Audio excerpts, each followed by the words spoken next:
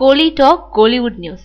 ரெமோ பட இயக்குனருக்கு 5 கோடி சம்பளம். சிவகார்த்திகேயன் தன்னுடைய நண்பர் பெயர்ல தயாரிச்சுட்டு வரும் முதல் தயாரிப்பான ரெமோ திரைப்படம் ஆயுத பூஜை விடுமுறையை முன்னிட்டு அக்டோபர் முதல் வாரம் வெளியாகுது. பாண்டிராஜோட உதவியாளரான பாக்யராஜ் கண்ணன் இயக்கும் இந்த படத்துல சிவகார்த்திகேயன் ஜோடியா கிருத்தி சுரேஷ் இணைஞ்சு நடிச்சிருக்காங்க.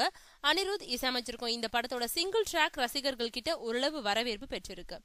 இந்த நிலையில ரெமோ படத்தோட பாடல்களை அடுத்த மாதம் 5ஆம் தேதி வெளியிட முடிவு செஞ்சிருக்காங்க.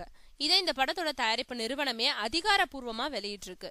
இதற்கிடையில ரெமோ படத்தோட ஃபர்ஸ்ட் காப்பியை ஒளிப்பதிவாளர் PC ஸ்ரீராம், சிவகார்த்திகேயன், அவரோட நண்பர் RT ராஜா ஆகியோர் அண்மையில பாத்திருக்காங்க. அவங்களுக்கு ரெமோ படம் ரொம்பவும் பிடிச்சிடுச்சான். அதனால சிவகார்த்திகேயன் நடிப்புல மீண்டும் ஒரு படம் இயக்கும் வாய்ப்பை பாக்யராஜ் கண்ணனுக்கு கொடுத்திருக்காங்க. அவர் இயக்கும் அடுத்த படத்தையும் சிவகார்த்திகேயனோட நிறுவனமே தயாரிக்க முடிவு செஞ்சிருக்கு.